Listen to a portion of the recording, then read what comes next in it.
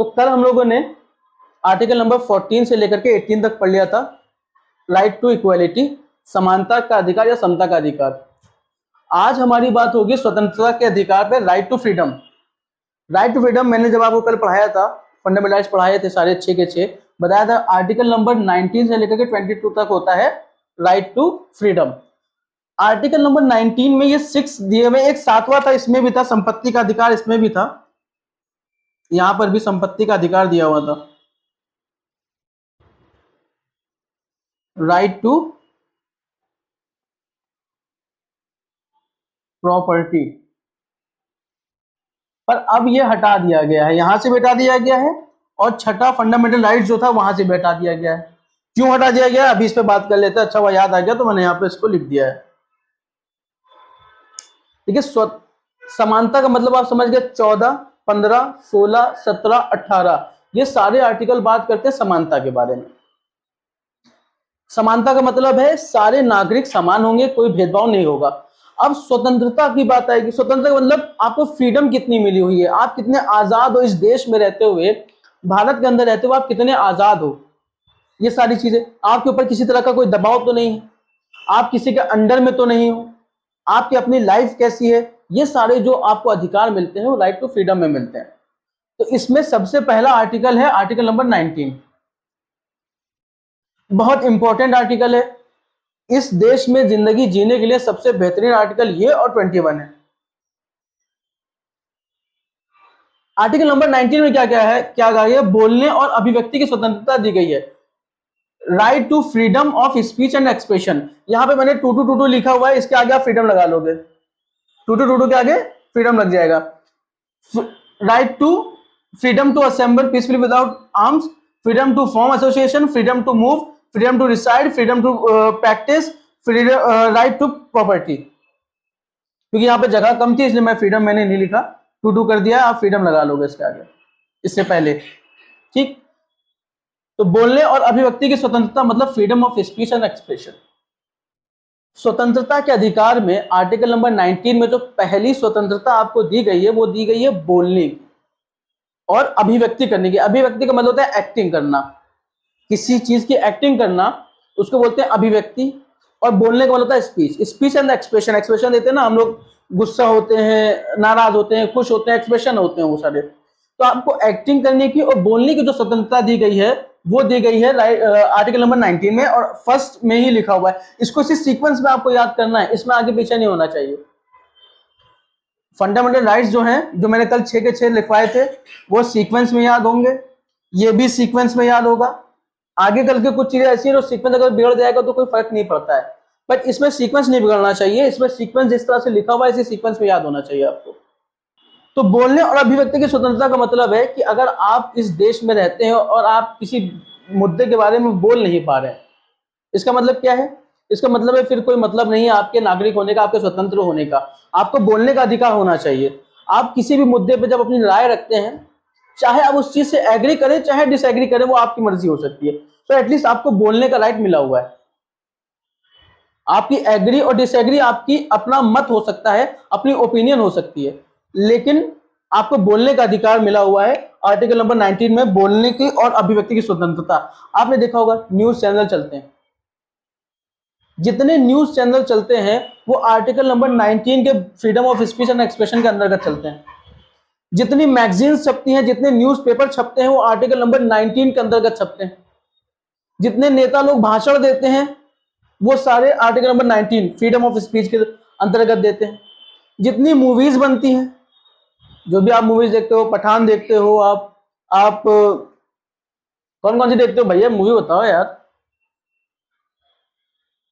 इतनी मूवी देखते हो आप लोग, जितनी भी मूवी है, कुछ कुछ होता है, कभी खुशी कभी गम, शाहरुख खान की क्यों याद आ रही है हमको, पठान है, टाइगर श्रॉफ के बताइए एक नाम लीजिए, मुन्ना माइकल हमने नहीं देखी, हीरोपंती, हाँ हीरोपंती हो गई।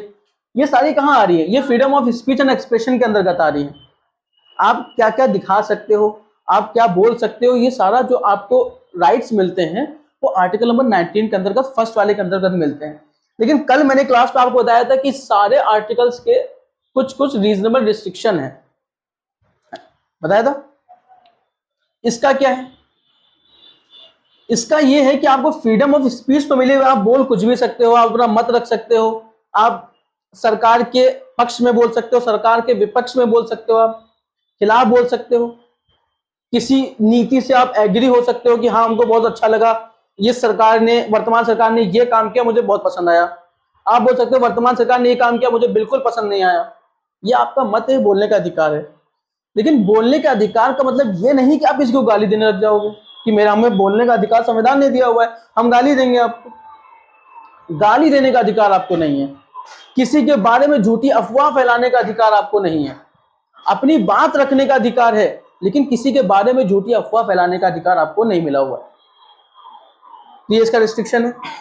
एक्सप्रेशन का मतलब है कि आप कोई ऐसी अभिव्यक्ति नहीं करेंगे जिससे किसी को ठेस पहुंचे, किसी को जो कानून के हिसाब से मना हो। कुछ चीजें ऐसी हैं हमारे संविधान में जो मना की गई हैं कि आप नहीं दिखा सकते हैं। अगर आप वो दिखा रहे हैं तो इसका मतलब है कि आप इसका उल्लंघन कर रहे हैं, आप कानून का उल्लंघन कर रहे हैं और आप एक अपराध कर रहे हैं। वो चीजें मत दिखाइए। बाकी आप एक्टिंग करते हैं, आप एक्टिंग करिए, आप मूवी दिखाते हैं, आप शॉर्ट फिल्म बना सकते हैं। आजकल देखा होगा शॉर्ट फिल्म बनती हैं, टिकटॉक और ये इंस्टाग्राम रील्स बन रही हैं। तो इसका मतलब क्या, यूट्यूब रील्स बन रही है, ये आप बना सकते हैं क्योंकि आपको अधिकार है आर्टिकल नंबर 19 के तहत। लेकिन आप उसमें कुछ ऐसा नहीं कर सकते कि आप किसी को, किसी जानवर को तकलीफ पहुंचा रहे हैं, किसी बच्चे को चोट पहुंचा रहे हैं, है ना, किसी को आप ऐसी रील बना रहे हैं जिसको देख करके लोग डिस्टर्ब हो रहे हैं, उनके मेंटल हेल्थ खराब हो रही है। ऐसी रील्स अगर आप बना रहे हैं, इसका मतलब है कि आप इसका उल्लंघन कर रहे हैं। ये इसका रीजनेबल रिस्ट्रिक्शन है कि आपको अधिकार तो मिला हुआ है, लेकिन आप इसको, अच्छा पहले हमने इसीलिए लिख लिया ताकि लिखने में टाइम ना जाए। अब हम एक एक करके इसको समझा देंगे। आप क्या करेंगे, जब वीडियो देखेंगे तो इसको पॉज कर लेंगे, ये सारा नोट कर लेंगे और इसको याद कर लेंगे। हिंदी और इंग्लिश दोनों में याद होना चाहिए, मैंने आपको कल बता दिया था। तो ये इसको आप याद कर लेंगे। आर्टिकल नंबर 19, इसके बाद 20 की बात होगी, 21, फिर 22 देखेंगे कब खत्म होगा। आज बिल्कुल होगी सजा। अगर आप संविधान के खिलाफ कोई काम करते हैं तो आप सजा होगी आपको। खिलाफ नहीं जाना होता संविधान के। संविधान बना इसीलिए कि भारत का हर एक नागरिक संविधान को फॉलो करे और उसकी बात माने जो संविधान में बात बोली गई है। कुछ चीजें ऐसी हैं जो आपको सिर्फ ये बोला गया है कि आपको करना चाहिए, आपसे करने के लिए ये अगर कोई भी आर्टिकल नंबर 14 से लेकर 30 तक, तो 32 तो कॉन्स्टिट्यूशनल रेमेडीज है ही अपने आप में।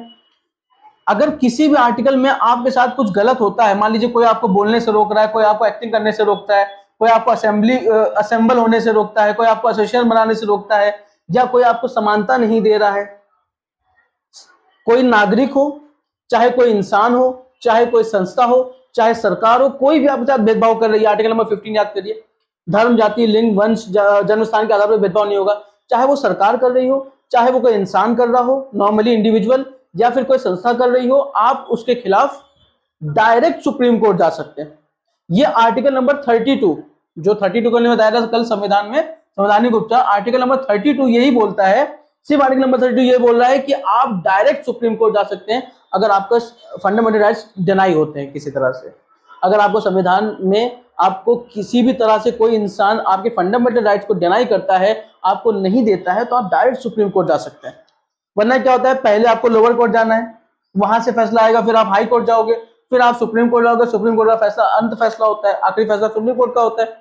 बट फंडामेंटल राइट्स के मामले में आप डायरेक्ट सुप्रीम कोर्ट जा सकते हो कि सर हमारे साथ ये दिक्कत हुई है, हमें इन्होंने ये चीज नहीं करने दी, हमारे साथ इस तरह धर्म, जाति, लिंग के आधार पर भेदभाव हुआ है, हमें नौकरी में समानता नहीं मिली है, हम ये अपने आगे नाम के आगे उपाधि लगाए, हमसे कहलवाते हैं हमें लॉर्ड बोलो, हम नहीं बोलेंगे। तो ये सारी चीजें आप डायरेक्ट सुप्रीम कोर्ट जा सकते हैं। कहां जा सकते हैं? Direct supreme court. ये नहीं कि पहले लोअर कोर्ट, फिर हाई कोर्ट, फिर सुप्रीम कोर्ट। आर्टिकल नंबर 32 को डॉक्टर भीमराव अंबेडकर जी ने संविधान की आत्मा बोला है। संविधान की आत्मा बोला है आर्टिकल नंबर 32 को। संविधान की आत्मा है कि अगर किसी भी नागरिक का फंडामेंटल राइट डिनाई होता है तो डायरेक्ट सुप्रीम कोर्ट जा सकता है और सुप्रीम कोर्ट उसकी हेल्प करेगा। ठीक, तो बोलने और अभिव्यक्ति की स्वतंत्रता क्लियर हो गया। एकत्र होने की स्वतंत्रता, freedom to assemble peacefully without arms. एकत्र होने का मतलब है कि आप कुछ बोलना चाहते हैं तो किसी लोगों को इकट्ठा कर लिया, आ जाओ भैया कुछ बात करनी है किसी मुद्दे पर, आपको किसी मुद्दे पर बात करनी है, चाहे वो सरकार की नीति हो, चाहे आप अपने घर के बारे में कोई बात करना चाहो, चाहे आप सोसाइटी के बारे में बात करना चाह रहे हो। होता नहीं है कि यहाँ सोसाइटी बनी हुई है, सोसाइटी में कोई काम होना है, सफाई होनी है, या फिर उसमें कोई चेंजेस आना है, पुताई होनी है, तो आप क्या करते हो? एक आदमी जो लीडर होता है खड़ा होता है, कहता है भैया सब घर से एक एक आदमी को बुला लो, हम बात बताना चाहते हैं कि हमारे यहाँ ये चेंजेस आएंगे, ये बदलाव करना चाह रहे हैं, सफाई होनी है, कुछ चंदा इकट्ठा करना है, या फिर जो प्रोसेस है वो बताना है। तो सबको बुला लेते हैं हम लोग। तो सब बुलाएंगे, आकर के इकट्ठा होंगे एक जगह पर, 100, 50, 200 आदमी इकट्ठा हो रहे हैं, इसका मतलब वहां सिक्योरिटी, अगर किसी ने भी जरा सी गड़बड़ कर दी तो सारा चीजें भंग हो जाएंगी। सिक्योरिटी पर्पज तो रहता ही है वहां पर। तो आपको असेंबल होने का अधिकार है, लेकिन बिना किसी आर्म्स के। आर्म्स का मतलब होता है हथियार। आप कोई हथियार लेके जाएंगे, मान लो कि सरफिरा आदमी था, हथियार लेके घुसा हुआ है 200 लोगों में, और उसे तड़वा दिया सबको। आए थे बात करने के लिए और काम हो गया। तो भैया हथियार लेकर नहीं जाओगे आप एक जगह आइए पीसफुली। मैंने का मतलब है एक शांतिपूर्व तरीके से आप आकर के बैठेंगे, आपसे बात होगी, सामने वाला स्पीच देगा, एक्सप्रेशन देगा, आप असेंबल होकर के सुनेंगे। आपने देखा होगा जागरण होते हैं, freedom of speech and expression of assemble peacefully without arms, जागरण। आपने देखा होगा जलसे होते हैं, freedom of speech and expression to assemble peacefully without arms. इसी के तहत कर पाते हो, इतने सारे लोगों को जोड़ पाते हो। और आप खड़े होकर सामने लोग मंच से बोल रहे होते हैं, अपने अपने धर्म को बता रहे होते हैं। तो वो सारी कहां से आ रहे हैं? वो freedom of speech and expression से आ रहा है, और to assemble peacefully without arms से आ रहा है। इसीलिए आपको जितने फंडामेंटल राइट से जानना जरूरी है, क्योंकि आप जितने काम डेली लाइफ में करते हो वो सारे काम जो होते हैं वो फंडामेंटल राइट से ही होते हैं। ये चीज बस आपको पता नहीं है। इसीलिए मैंने कल कहा था कि अगर आप पढ़े लिखे हो तब भी जरूरी है आपके लिए जानना, पढ़े लिखे नहीं हो तब भी आपके लिए जानना जरूरी है, क्योंकि आपको अपने अधिकार पता होने चाहिए कि हमें इस देश में रहने के लिए क्या क्या अधिकार मिले हुए हैं। ये तो आपको एटलीस्ट पता होना चाहिए ना अपने बारे में। अल्लाह चला हमने जिंदगी काट दी पर हमें ये पता ही नहीं था कि हमें अधिकार संविधान दिया हुआ है। कोई इंसान आकर तेज आवाज में बोल दे तो आप चुप हो जाओगे कि अरे पता नहीं हम गलत तो नहीं कर रहे। पर अगर आपको पता है कि हमने किसी को गाली नहीं दी है, हमने कुछ ऐसा नहीं दिखाया, तो ये आपका अधिकार है, कोई आपसे छीन नहीं सकता है, ना सरकार, ना कोई इंसान, ना कोई संस्था। टू असेंबली, अब पता चला जलसा या जागरण कर रहे हैं, रोड ब्लॉक कर दी पूरी, जाने जगह नहीं है, आपको रोका जाएगा। टू असेंबल पीसफुली, इसका रिस्ट्रिक्शन क्या है कि आपने पब्लिक को नुकसान पहुंचाया है। रोड थी, रोड पे एकदम हो रहा है जलसा, रोड पे जागरण हो रहा है, वहां से गाड़ियां नहीं गुजर पा रही हैं, रोड ब्लॉक हो गई है, तो आपको मना किया जा सकता है। पब्लिक सिक्योरिटी का मामला है, कहीं पर ऐसा मामला चला, लड़ाई दंगा हो रहा है कहीं पे, वहां पर 200 लोग, 300 लोग, 500 लोग इकट्ठा होंगे, दंगा और ज्यादा होने की संभावना बन जाती है, वहां आपको रोका जा सकता है। ये इसका रीजनल रिस्ट्रिक्शन है to assembly peacefully without arms. इसका ये कि आप असेंबल नहीं हो सकते अगर पब्लिक सिक्योरिटी का मामला है या फिर पब्लिक को किसी तरह की प्रॉब्लम हो रही है आपकी वजह से, तब आप असेंबल नहीं हो सकते, सरकार और पुलिस आपको रोक सकती है। पर आप ऐसी जगह पे कर रहे हो जहां किसी को कोई दिक्कत नहीं है तो आप कर सकते हो, आपको कोई दिक्कत नहीं है। बोलने की और अभिव्यक्ति की स्वतंत्रता, एकत्र होने की स्वतंत्रता, दोनों क्लियर है। कोई क्वेश्चन होगा तो आप लोग पूछ लेंगे विदाउट एनी प्रॉब्लम। फिर तीसरा है सभा, संघ और सहकारी समिति बनाने की स्वतंत्रता।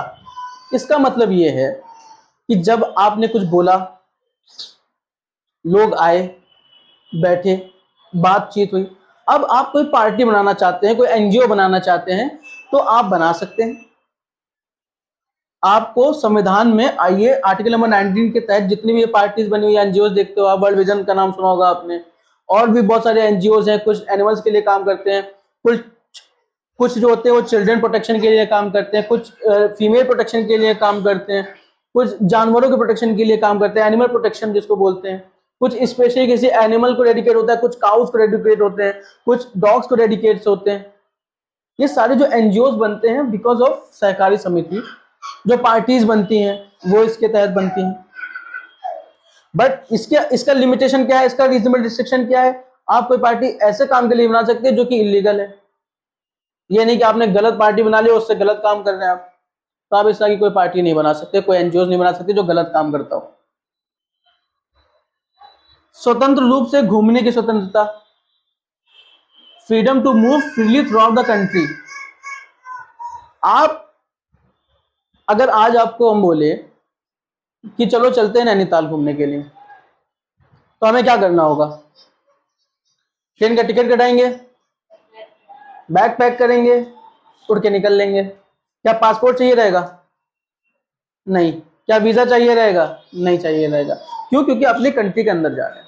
तो आपको कहीं बीच में रोका जा सकता है कि आप उस स्टेट के इस स्टेट में कैसे आ रहे हैं? नहीं रोका जा सकता। क्यों? क्योंकि आर्टिकल नंबर 19 आपको स्वतंत्र रूप से घूमने की स्वतंत्रता देता है, to move freely throughout the country. मतलब जो हमारा भारत है, भारत की जो रेखा है, जो बाउंड्री है पूरी, इस बाउंड्री के अंदर आप कहीं भी जा सकते हो, कहीं भी घूम सकते हो, आपको कोई रोकने वाला नहीं है।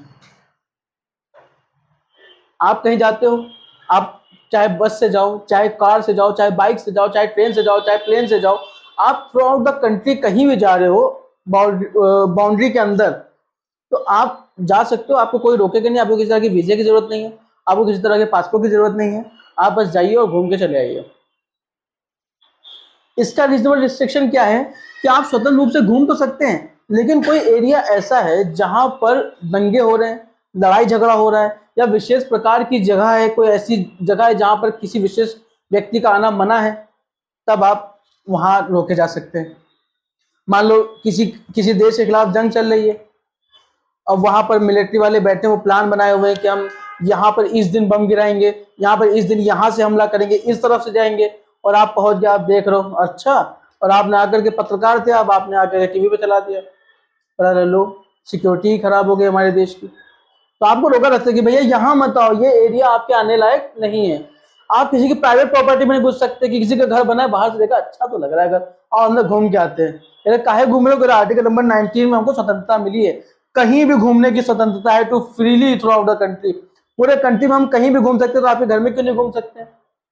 भाई उसका घर है, वो प्राइवेट प्रॉपर्टी है उसकी, वो आपको अलाउ नहीं करेगा, है ना। ये नहीं कि घुस के चले गए, हम तो स्वतंत्र हैं। तो ये सब इसके रीजनेबल रिस्ट्रिक्शन है। बात समझ में आ रही है ना? किसी प्राइवेट प्रॉपर्टी में उसकी परमिशन के बिना आप नहीं घुस जाओगे। आपको घूमना है जहां पर पब्लिक प्रॉपर्टी है, जैसे पार्क हो गए, पार्क में कोई नहीं रोक सकता आपको कि यहाँ क्यों आ रहे हो। जैसे ये अंबेडकर पार्क है, आप इमामबाड़ा जाते हो, आप ताजमहल जा रहे हो, आप कुतुब मीनार जा रहे हो, आपको कोई नहीं रोकेगा। हाँ, वहां पर रोका जा सकता है, वो उनकी प्राइवेट होती है, अपने लिए बनाते हैं, वो बाहर के लोगों के लिए नहीं बनाते हैं। वो सब वहां पैसा कंट्रीब्यूट करते हैं, वो आपके लिए नहीं बनती, वो अपने लिए बनाते हैं। सरकार ने कोई बनवाई हुई है, वहां आप जा सकते। जैनेश्वर मिश्र पार्क है, सरकार ने बनाई है, आप जाइए, कोई नहीं रोकेगा आपको। ना आपसे धर्म पूछा जाएगा, ना जाति पूछी जाएगी, ना ही वर्ग पूछा जाएगा, ना ही आपके लिंग के आधार पर भेदभाव होगा। लेकिन पता चला किसी 2-4 लोगों ने मिलकर अपने बच्चों के लिए बनवाई थी, आप वहां जाकर के क्रिकेट खेल लो, उनके बच्चों का सर फूट जा रहा है, तो ये नहीं कर सकते आप ना। तो स्वतंत्र रूप से घूमने का अधिकार है, लेकिन ध्यान रखिए इसका रीजनेबल रिस्ट्रिक्शन ये है कि अगर कहीं वॉर चल रही है, कहीं जंग हो रही है, कहीं पर जो नेशनल सिक्योरिटी है उसकी बात आ रही है, किसी की प्राइवेट प्रॉपर्टी की बात आ रही है, तो आपको रोका जा सकता है। निवास की स्वतंत्रता, to reside and settle in any part of India. आप भारत में किसी भी जगह पर जाकर के रह सकते हैं। आप जब घूमने गए, मान लीजिए घूमने गए कहाँ, शिमला पसंद आ गया आपको, यार रहने के लिए जगह बढ़िया है, हरी हरी हरियाली है, वादियां बढ़िया है, मौसम अच्छा रहता है, हम तो यहीं रहेंगे, वहां नहीं रहेंगे। क्या किया? पैसा था जेब में, जमीन देखी, हाँ ये जमीन इतनी बड़ी है, खरीद लेते हैं, और आपने वहां जमीन खरीद ली, खरीद के घर बनाया, वहां रहने लग गए। आपसे कोई ये नहीं कहेगा कि भैया उत्तर प्रदेश के हो तो यहाँ आके काहे रह रहे हो। बात समझ में आ रही है? तो निवास की स्वतंत्रता है, आप कहीं भी जाकर के बच सकते हो। पहले इसका एक रिजर्वेशन ये था कि आप कश्मीर में नहीं खरीद सकते थे, बट 370 हटने के बाद आप कश्मीर में भी खरीद सकते हो जमीन। तो पूरे पूरे देश में अब आप कहीं भी जमीन खरीद सकते हैं, पहले आप कश्मीर में नहीं खरीद सकते थे। हाँ, वहां 370 धारा लगी हुई थी। 370 धारा आर्टिकल 370 है, वो कभी डिस्कस करेंगे जब हम लोग संविधान में आगे बढ़ेंगे। अभी तो सिर्फ हम जितने भी ये फंडामेंटल राइट्स हैं इनको पढ़ा देंगे, उसके बाद फिर इसका नेक्स्ट पार्ट बाद में आएगा। उसके बाद फिर कोई और सब्जेक्ट हम लोग पढ़ेंगे, आगे बढ़ेंगे, जैसे हमारा चलता है ना, स्विच करते करते आगे बढ़ेंगे, ताकि एक ही सब्जेक्ट लगातार ना चलता रहे।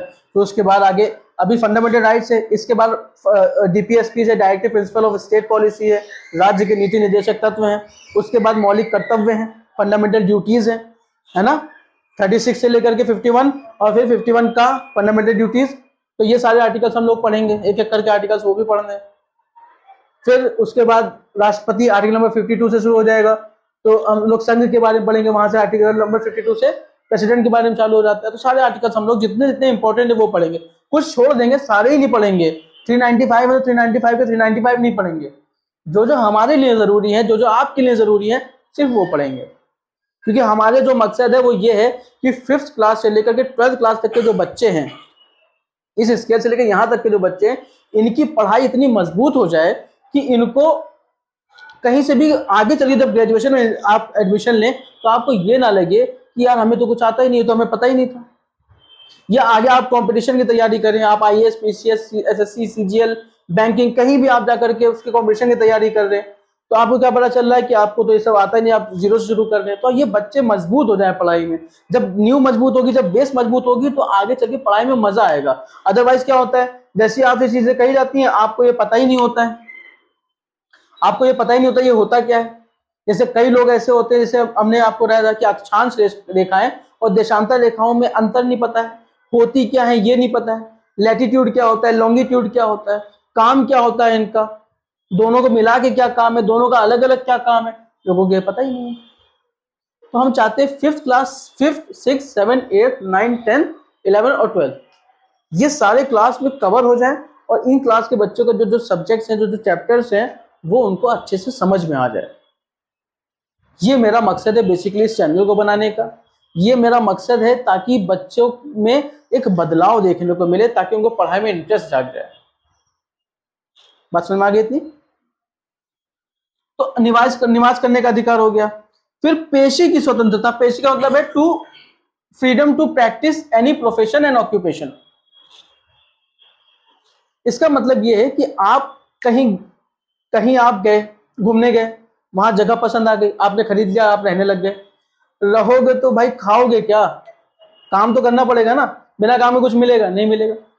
तो उसके लिए क्या करना है, उसके लिए ये करना है कि आपको काम करना पड़ेगा। काम में आप क्या कर सकते हो, कुछ भी कर सकते हो। आपको कोई भी प्रोफेशन और ऑक्यूपेशन करने का अधिकार आर्टिकल नंबर 19 के तहत मिलता है। आप चाहे तो कोई परचून की दुकान खोल लो, आप चाहे तो कोई बिजनेस डाल लो, आप जूते की दुकान खोल लो, आप कपड़ों की दुकान खोल लो, आप शोरूम बना लो। ये सारी चीजें आपको पेशे की स्वतंत्रता, मतलब to freedom to practise any profession and occupation है।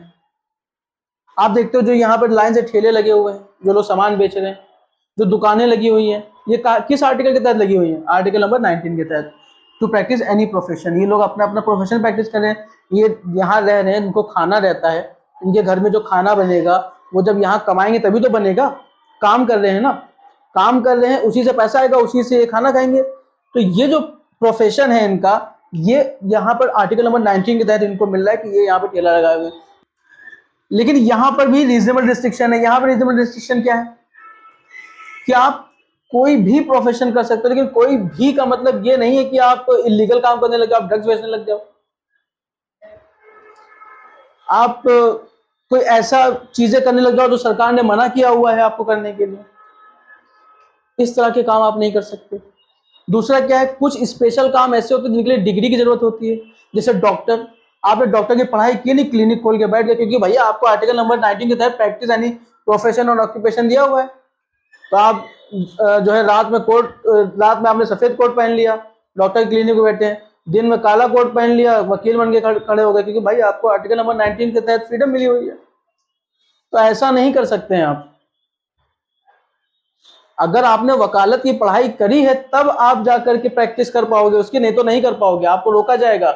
डिग्री कहाँ है आपकी?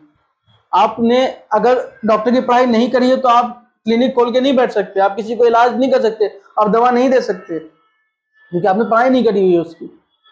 तो कुछ ऐसे ऑक्यूपेशन जिसमें स्पेशल डिग्री की जरूरत होती है, वहां पर आपसे डिग्री मांगी जाएगी। लेकिन अगर आप कोई ऐसा काम करते हैं जिसमें डिग्री की जरूरत नहीं है, जैसे कोई शोरूम खोलना, आपके पास पैसा था, आपने एक शॉप किराए पे ली, उसमें कपड़े डाल दिए खरीद करके बाहर से, और आप उसको सेल कर रहे हो, तो फिर उसमें कोई दिक्कत नहीं है, उसमें कोई डिग्री की जरूरत नहीं है आपको। प्रॉफिट होगा तो आपका और लॉस होगा तो आपका। बात समझ में आ गई? तो ये बेसिक आर्टिकल्स थे आर्टिकल नंबर 19 के। अभी सिर्फ एक आर्टिकल हुआ है स्वतंत्रता का, 19।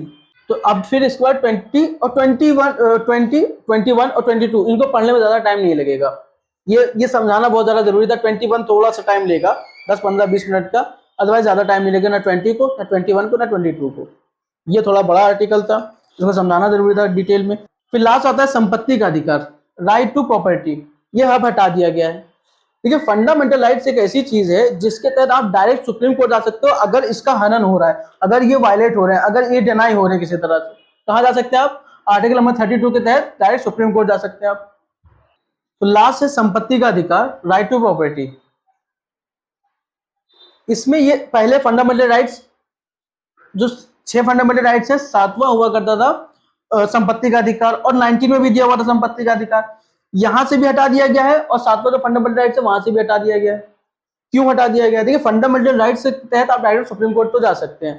पहले के जमाने में ये था कि जब सरकार कोई काम कर रही है, कहीं से रोड निकलनी है, कहीं से ट्रेन जानी है, कहीं से पटरी गुजरनी है, अब पता क्या चला उनको, जैसे मान लीजिए यहाँ से ये पटरी जा रही है ट्रेन की और बीच में एक घर आ गया। अब सरकार सोचिए घर है, इसको हम खरीद लें, उसके बाद ये पटरी सीधी चली जाएगी हमारी जहां जानी है। आदमी कह रहा नहीं भैया, हमारे दादा का है ये, हमारी पुश्तैनी जमीन है, हम तो नहीं बेचेंगे।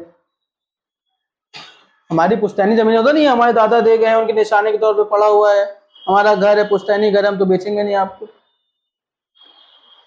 सरकार ने कहा हम तो लेके रहेंगे।